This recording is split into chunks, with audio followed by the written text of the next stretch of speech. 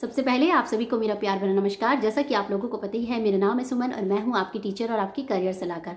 प्यारे बच्चों, जैसा कि आप लोगों को पता है कि 2024 के लिए जो NCET के जो फॉर्म है यानी कि नेशनल कॉमन एंट्रेंस टेस्ट, अगर आप 4 वर्षीय बीएड करना चाहते हैं तो उसके फॉर्म जारी हो चुके हैं।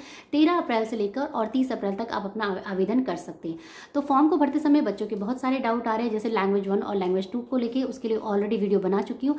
बच्चों का डाउट है कि मैम इसका एग्जाम पैटर्न क्या होगा, हमें क्या पढ़ना है, स्पेशली जो यहाँ पे लिखा है कि 3 डोमेन सब्जेक्ट भरने हैं। तो 3 डोमेन सब्जेक्ट मैम वो कौन से होंगे और हमने किस प्रकार से भरने, कितने क्वेश्चंस इसमें आएंगे, नेगेटिव मार्किंग होगी या नहीं, ऐसे कई डाउट आपके पास, इसके मन में भी है डाउट। तो आज का वीडियो होने वाला है आपके लिए।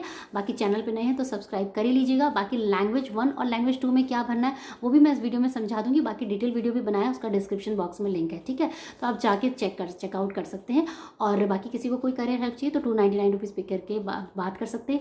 सिलेबस का वीडियो भी आएगा और इस NCET की तैयारी भी हमारे चैनल के माध्यम से होगी। तो जुड़े रहिए इस चैनल से भी। और इस वीडियो में आज के लिए जो हम एग्जाम पैटर्न में आपको बताने वाली हूँ NCET 2024 का। तो चलिए स्टार्ट करते हैं अपना आज का वीडियो।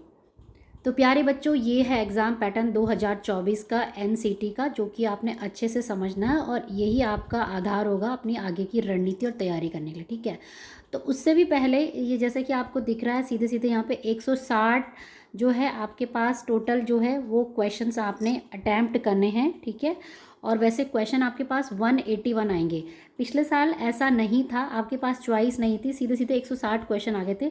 लेकिन इस बार टोटल 181 क्वेश्चंस आएंगे, जैसे हर सेक्शन में आपको दिख रहे। इनमें से जो बेस्ट 20 आपको आते हैं ना, वही आपने उसमें करने, ठीक है। तो ये मैं अभी आप बाद में डिस्कस करती हूँ। पहले आप ये समझ लो कि आपने एग्ज़ाम पैटर्न में आपने बेसिकली मतलब तैयारी किस तरीके से करनी है, ठीक है। तो जैसा कि आप लोगों को पता है कि आपका जो एग्ज़ाम पैटर्न आएगा वो इस तरीके से आने वाला है। सबसे पहले आएगा सेक्शन 1 जो कि लैंग्वेज का होगा, यानी कि भाषा का होगा। तो इसके ऊपर मैंने डिटेल वीडियो बनाया कि जैसे बच्चे पूछ रहे हैं कि मैम हमने कौन कौन सी भाषा भरनी है, क्या हिंदी और इंग्लिश ही भरनी है। देखो ऐसा कंपलसरी नहीं है, हिंदी इंग्लिश कंपलसरी नहीं है। 38 लैंग्वेजेस दी है, उसमें से चूज़ करके आप चूज़ कर सकते हैं, ठीक है।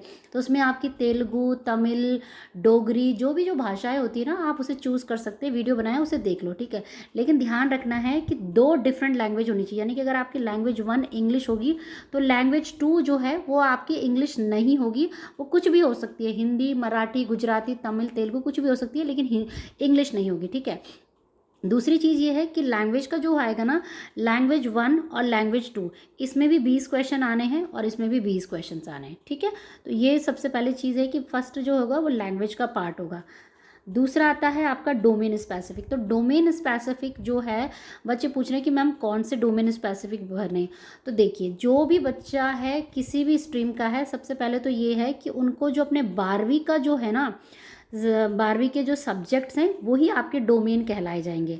अब जैसे जिन बच्चों का साइंस साइड है उनका साइंस का होगा, जिनका आर्ट्स का है उनके आर्ट्स का, और जिनका कॉमर्स का है उनका कॉमर्स का।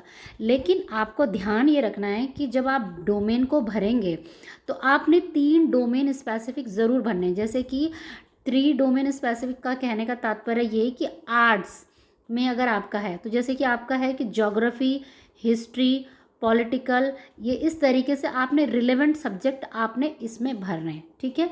तो वो आपके डोमेन सब्जेक्ट कहलाएंगे। जैसे मान लीजिए किसी का PCM होता है तो फिजिक्स, केमिस्ट्री और मैथ्स उनको भरना पड़ेगा। अब वो सोच रहे कि भाई मैंने तो फिजिक्स, केमिस्ट्री और इसमें मैंने अपनी कुछ ऐसी सब्जेक्ट डाल दी, जैसे कोई भी दूसरा सब्जेक्ट डाल दिया। तो ऐसा नहीं है, आपने अपने जो 12वीं के जो रिलेवेंट सब्जेक्ट है ना, कोर सब्जेक्ट, 3 डोमेन सब्जेक्ट, वही आपने डालने हैं, ठीक है। उसके लिए भी उन्होंने ये डोमेन सब्जेक्ट के वो दिए हैं, चार्ट दिया हुआ है, 26 डोमेन सब्जेक्ट दिए हुए, उन्हीं में से आप चूज़ कर सकते हैं। लेकिन ध्यान रखना है कि वो 12वीं के सब्जेक्ट हो, ठीक है। इसके अलावा अभी आपका जैसे इसमें भी आपके पास 25 क्वेश्चंस आने हैं, ठीक है। तीसरा आता है आपका जनरल टेस्ट।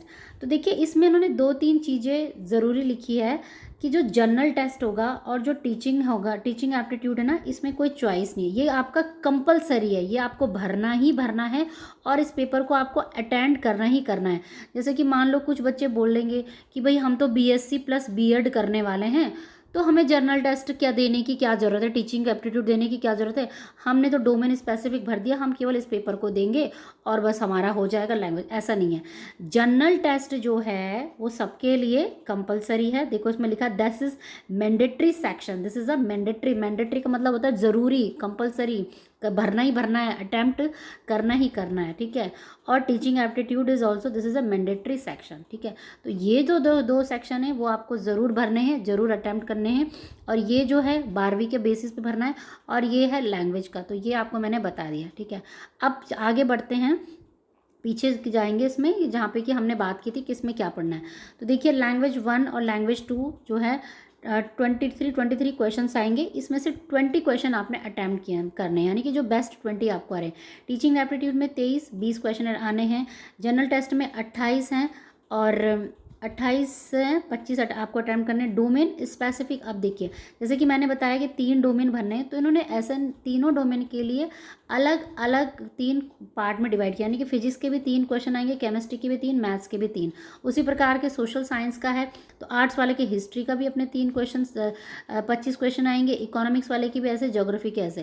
तो इस तरीके से आपने अपना डोमेन स्पेसिफिक बड़े आराम से भरना है। 28 क्वेश्चन आएंगे, और जो टॉप 25 आपको बेस्ट आते होंगे ना, वही आपको इसमें देने, ठीक है। तो ये कुल मिला के आपके 160 क्वेश्चंस आपने अटैम्प्ट करने, लेकिन आएंगे 181 में से, ठीक है। तो ये भी दोबारा से आप समझ लीजिए। बाकी सही प्रश्न के सही उत्तर देने पे सीधे सीधे मिल जाएंगे आपको 4 अंक, ठीक है, 4 अंक मिलेंगे। और अगर गलत उत्तर देते हो तो -1 आपके हो जाएंगे। इस बार की सबसे एग्ज़ाम की खास बात ये है कि पिछले बार ये चॉइस नहीं थी कि भाई आपके 181 में से 160 जो बेस्ट लग रहे वो कर लेंगे, ठीक है। बाकी आपका जो पेपर होगा मेरे ख्याल से वो 180 मिनट्स का आपके होने वाला है, और फॉर्म अभी आजकल भरे जा रहे हैं, 30 अप्रैल तक आपके फॉर्म भरे जाएंगे, ठीक है। तो बच्चों आप फॉर्म भर लीजिएगा अपना टाइम पे। बाकी आई थिंक मैंने आपका सारा जो डाउट था एग्ज़ाम पैटर्न का और सिलेबस का भी मैं डिटेल वीडियो बताऊंगी कि क्या क्या आपको किस सब्जेक्ट से पढ़ना है, लैंग्वेज में क्या पढ़ना है, डोमेन में क्या पढ़ना है, टीचिंग एप्टीट्यूड। सबसे ज़्यादा दुखी बच्चे इस टीचिंग एप्टीट्यूड से होते हैं कि मैम हमने तो 12वीं पास किया, हमें तो पता ही नहीं है कि भाई टीचिंग एप्टीट्यूड में क्या करना है। तो वो भी सब बताऊँगी, तैयारी भी अपने चैनल पर कराऊँगी, इसलिए आप मेरे चैनल को सब्सक्राइब करके ज़रूर चले जाना। बाकी किसी बच्चे को कोई करियर हेल्प चाहिए होती है ना, 299 रुपीज़ पे करके मुझसे फ़ोन पर बात कर सकते हैं। बाकी कमेंट कर लो, डाउट है तो पूछ लो। वैसे तो डाउट होगा नहीं, क्योंकि मैं 1 शॉट वीडियो बनाती हूँ, उसमें सारे डाउट बच्चों के क्लियर हो जाते हैं, ठीक है बच्चों। तो यही है आपका पैटर्न इस एग्ज़ाम का। स्क्रीनशॉट ले लो, फोटो खींच लो, जो करना है इसे दिमाग में बिठा लो, बिल्कुल छाप दो इसको फोटो कॉपी की तरह। इसके हिसाब से आपने तैयारी करनी है, और ये आपने ध्यान रखना है कि भाई ये आपके इस तरीके से पेपर आने वाला है, ठीक है। 3 डोमेन स्पेसिफिक भरना है। तो आई होप कि वीडियो आपके लिए बहुत हेल्पफुल रहा होगा। इस वीडियो के माध्यम से आपकी कोई ना कोई छोटी सी हेल्प ज़रूर हुई होगी। अगर हुई है तो चैनल को सब्सक्राइब कर लीजिएगा। बाकी सिलेबस का वीडियो भी आएगा, तैयारी भी की जाएगी, और किसी को करियर हेल्प चाहिए तो 299 रुपीज़ पे करके डायरेक्टली मेरी टीम को कनेक्ट कर सकते हैं, वो आपका अपॉइंटमेंट फिक्स कर देंगे। तो आई होप कि चैनल आपके लिए वीडियो हेल्पफुल रहा होगा। तो मिलेंगे मेरे कुछ नए अच्छे इंटरेस्टिंग वीडियो के साथ। तब तक के लिए जय हिंद, जय भारत, धन्यवाद। सत्यमेव जयते, धन्यवाद, जय हिंद।